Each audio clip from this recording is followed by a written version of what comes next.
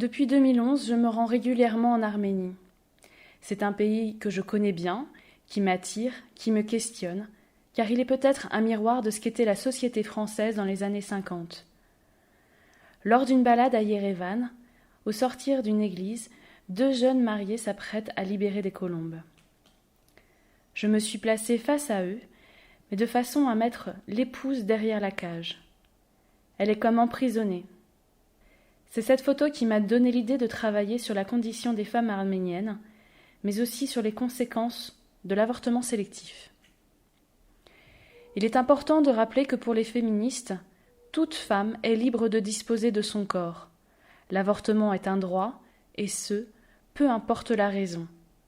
C'est pour cela que cette série s'intitule « La préférence du fils », car l'une des raisons principales des avortements en Arménie est due aux pressions sociales et patriarcales qui font que les femmes se doivent de donner naissance à au moins un fils.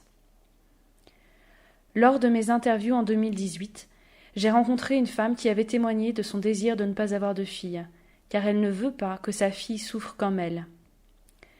Les devoirs imposés par la société sont tels qu'un fils est considéré comme un investissement, tandis qu'une fille est considérée comme une perte.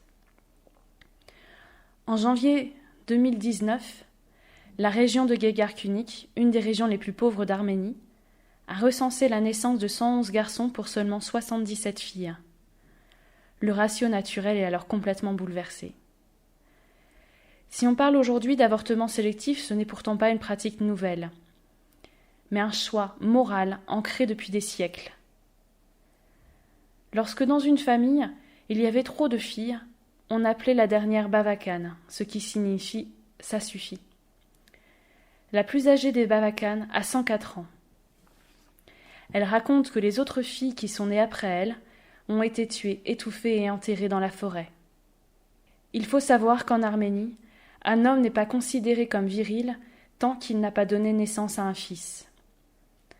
Un proverbe arménien dit que « manger avec une femme, c'est manger à la table des chiens ».